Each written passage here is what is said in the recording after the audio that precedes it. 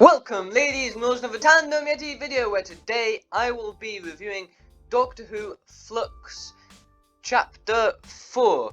I haven't seen the episode yet. I'm just recording the intro, and then I'm going to go and watch it, and I'm going to come back and give my thoughts.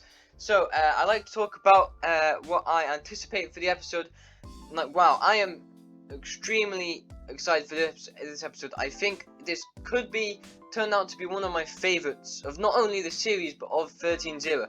So we have Maxine Alderton in the co-writing chair, and the last episode we had her was the Haunting of Villa Diodati, and that one is my favourite Whittaker era story so far. And it's just exceptional, really great atmosphere, really creepy, and now she's doing the Weeping Angels. Now we've got Chris and Maxine Alderton writing for the Weeping Angels, which is incredibly exciting. The last time we had a full story with them, where they weren't just had like a cameo role, was the Amy and Rory leaving episode. What was it called? The Angels Take Manhattan. So this looks very exciting. We've got a photo of Dan and Yaz here. Looking at the angel. So I mean, I'm sure there'll be loads of superb scenes with the angels, and I think if this episode is bad, then it needs to have just completely failed. Needs to have done everything wrong.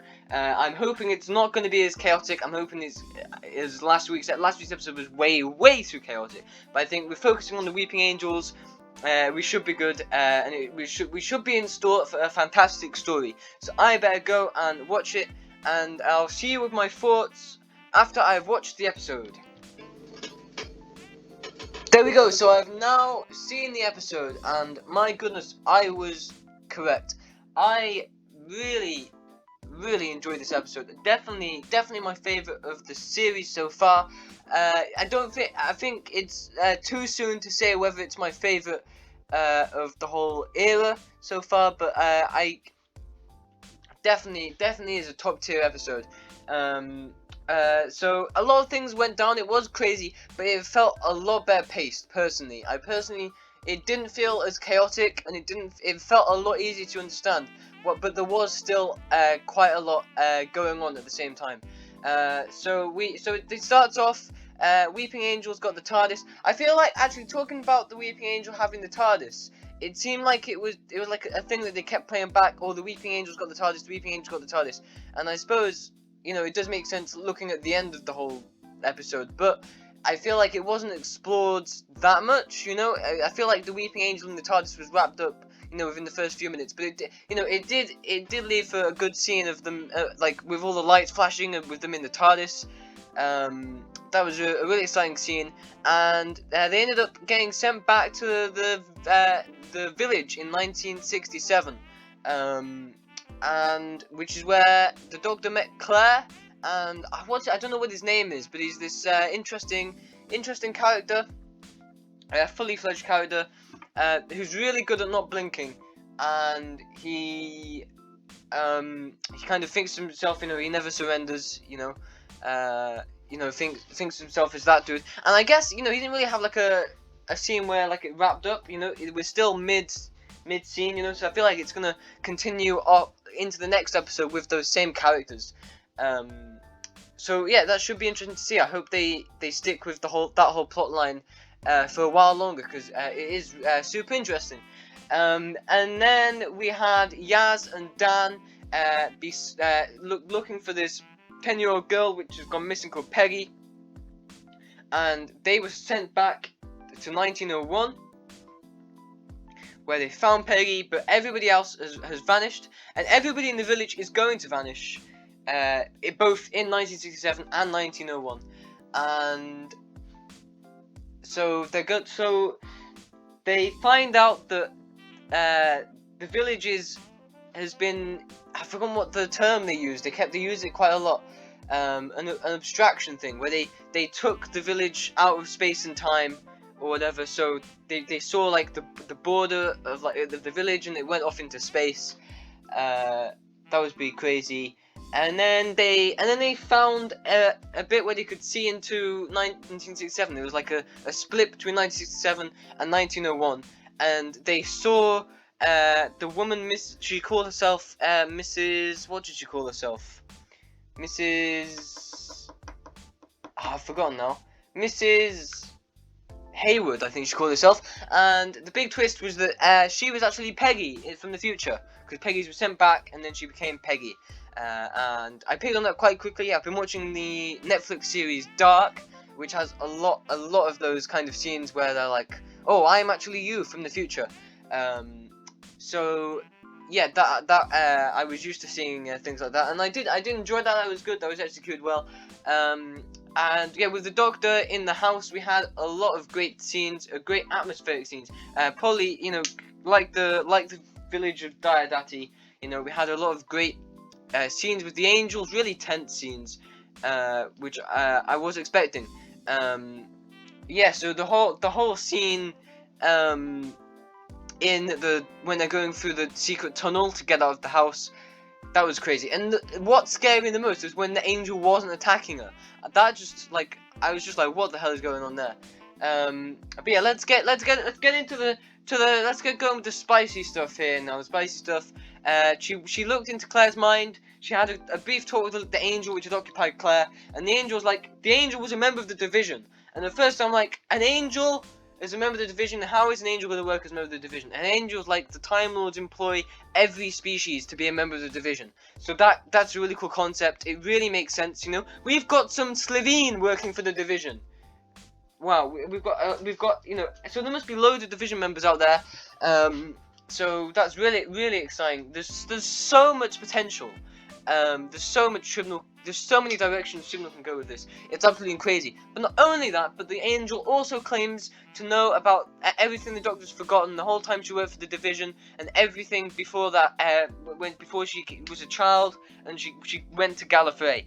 And then it turns out that was like a trick or something, a trick just to capture the Doctor, to turn her into a member of the division, and the Weeping Angel. So they recalled her as a member of the division, and making a Weeping Angel. And that was the big twist at the end of the episode.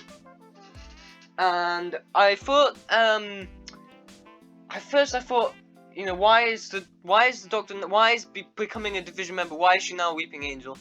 But then I remembered the fan theory, which I really like, which really does make sense, is that Time Lords are Weeping Angels. So like ancient Time Lords are Weeping Angels. So it really does make sense when you start seeing the parallels between Time Lords and Weeping Angels. So it does make sense that now the Doctor, as a Time Lord, now becoming a division agent with all these Weeping Angels, has now become a Weeping Angel herself. And now it looks like that she's going to continue to be a Weeping Angel for the foreseeable future in the next episode, and we'll see the people surrounding her, such as Dan, Yaz, and Unit, and, oh my lord, Kate Blumen Stewart is back next week, and I couldn't be more excited. I mean, she's been theorized potentially becoming back with the whole Time Thatcher and Lonely Assassin. She's been in both of them, I'm pretty sure. But yeah, she's just a really great character, and she's a great character to have reoccurring, because she was in the Matt Smith era, and then she came back in the Peter Capaldi era, and now she's going to be in the Jodie Whittaker era, baby. So that's 3 Doctors in a row. Absolutely killing it. 3 Doctors in a row. That's just really exciting. I'm trying to think the last time we've had a character appear 3 Doctors in a row. I don't think that's happened. I don't even know if that's ever happened.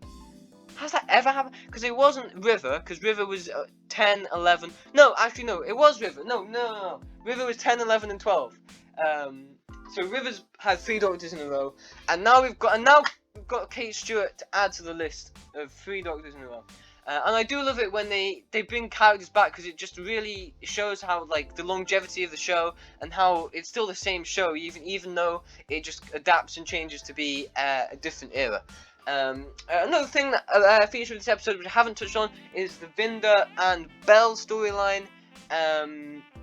It was very good. It wasn't part of the Weeping Angel storyline, but I do see they fit it in this episode, so they're more developed along in the story, with the next 2 episodes. I guess it's just a pacing decision to include that in this episode. And it was weird. They even split up the end title sequence to give us a little end sequence of Vinda finding Belle's message on the planet, which was really a nice sequence. And the whole Azure collecting the prisoners, that was an interesting concept, and interesting to see what they do with that, whether Belle will save them. And yeah, I'm just really interested to see what they do with Belle and Vinda. And I really find making these reviews useful, sort of breaking everything down to try and just get a grasp of what was going on. I feel like it's a lot easier to do that this week than all the other weeks, because all the other weeks have been very chaotic. But looking back, 4 episodes in, looking back on this series, it's been really excellent. So we've had the first episode setting everything up, carving into Dan and all that kind of shabam, and then we've had the second episode, which was the Sontaran episode, which was great, seeing the Sontarans again. Third episode, another chaotic episode, like the most chaotic episode Doctor Who ever. Absolutely, what was going on that episode? I didn't enjoy it. It really wasn't my favourite episode. And then we have this incredible Weeping Angel episode. Amazing. I just realised I've forgotten to give each episode a rating out of 10. But I think for this one, I think I'll give it a. I'm gonna give it a 9 out of 10. It's a top tier episode. I'm saying that it's a top tier episode, up there with Villa Diodati. You know those tier lists that people make of episodes. This is gonna be one of the top tier episodes, along with Midnight, Heaven Sent, Turn Left, Villa Diodati, Weeping Angels. Definitely 100%. Just great. Just love the Weeping Angels. Ever since they first appeared in Blink, which Blink has got to be just one of the best episodes. Just like Blink, the whole concept, it's just incredible. And then yeah. Anyway, I think that's enough of me ranting about Doctor Who for the week. I'll see you next week for some more crazy ranting and Kate Stewart. And there'll probably be loads more crazy things happening before the finale in 2 weeks' time. So I hope you enjoyed, everybody, because if you didn't, then you've just wasted about 30 minutes of your life. Thank you for watching, everybody. Goodbye!